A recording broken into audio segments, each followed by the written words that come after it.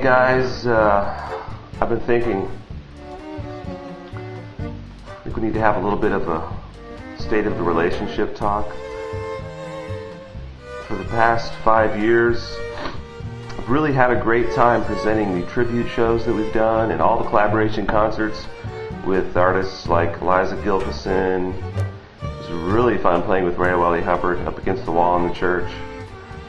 But my first love, before I ever did this whole strings attached thing, was playing, the closest thing I could say is jazz violin and jazz viola. So this next concert, we're not going to have any guest artists. We're just going to feature the music of the members of Strings Attached. We all write music. We all write songs. Maybe songs without words, but songs nonetheless. So I want to encourage you to come check out what the members of Strings Attached do. What our first love is, playing our own music. And then at the end of August we'll be back with another great Beatles show, Rubber Soul, and then we'll be doing songs of Stevie Wonder in September. So here's a little look at behind the scenes, again, putting together the Songs of Strings Attached show. So please come see us Friday, Saturday, and Sunday. Check out the website at stringsattached.org. Thanks for having the talk.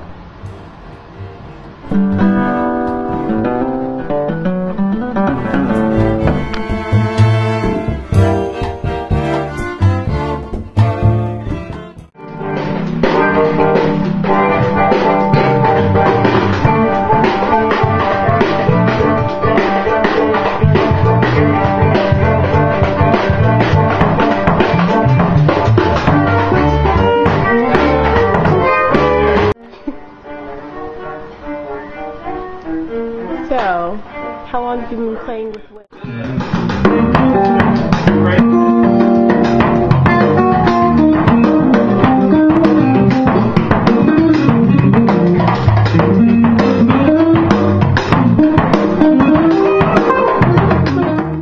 Glenn, right?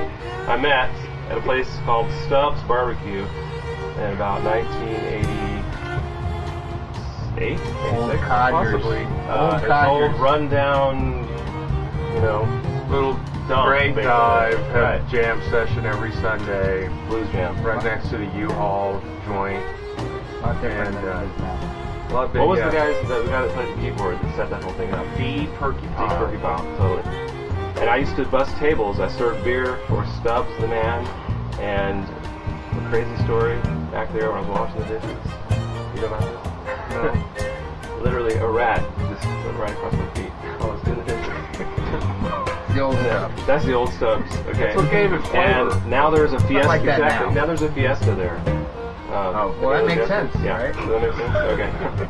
So they didn't And- have to displace any rat. Right.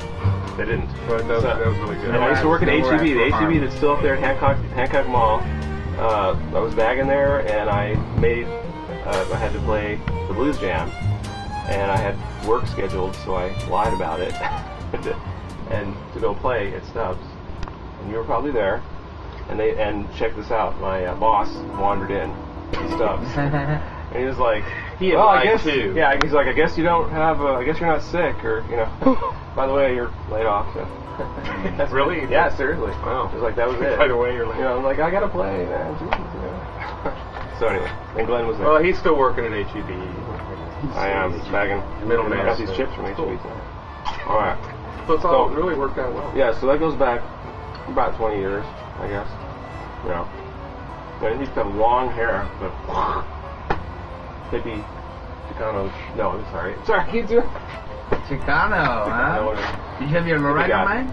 Puerto Rican. Puerto Rican, Panamanian. yes. I was Yeah. at 20 years, and I still White don't get people that right. are easily confused. You all look by the same. by color. You all look the same. Yeah. That's right. So, But look how respectable he is now. Cut hair, a little bit of gray Yeah. there, salt and pepper. yeah, the length. Oh, is, yeah, I is- love it. I've internalized the length of my hair, along with the other things. But so yeah, blues jam.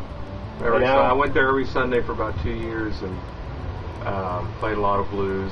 got to meet Albert King there. And Really? At yeah. Stubbs? Wow. Yeah, it was neat. And that's where I was turned on to his music, actually. You had John Jordan, I believe, John Jordan. when you played with it, and then who was the drummer? Jeff Hodges. Yeah, and Glenn was doing the trio, the power, whatever you want to call it, jazz trio. Trio stuff. from Hell. Yeah, Trio from Hell. And so we're featuring this guy right here, his music on the show in a couple days. So. Well, we do the same tunes we did at Stubbs back as a kind of retro flashback. Are we gonna do that? Really? Is there one of them that's on there? Oh, the yeah. program? Yeah, absolutely. Oh, cool. Of course. So, all right. Anyway. Okay, We're cut. good. Cut.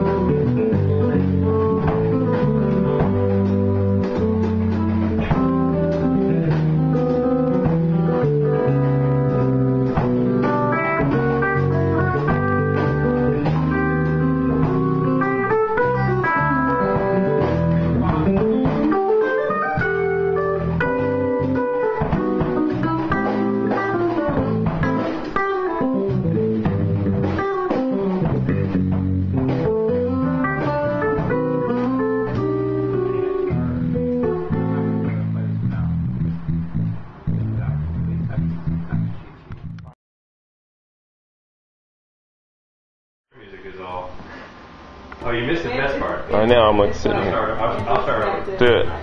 So he's coming this time for Jim Stark. So Yeah. So the African music is all outdoorsy and dancey and physical and hedonistic and very butt-oriented, dancing-oriented, sexually oriented. And their music is very simple harmonically, but it's very dense and complex rhythmically. And then European music is exactly the opposite. White people stuck indoors building fires and writing books. And, you know, I mean, all this classical So music, true. even when Debussy and Ravel came out, there was almost no percussion. It was still incredibly beautiful harmonies, but almost no groove. Right. Then all those white people went to Africa, gathered up the slaves, brought them to the Indies, and mixed them with the Indians and the Caribbeans, and the Caribbean Indians, and all of a sudden you get this incredible mix of music. And the way I see like salsa and samba is all the blending of European harmonies with African rhythms with Indian sensibilities and storytelling. And the salsa is like the male part of that energy, and samba, like Brazilian music, is like the female part of that energy.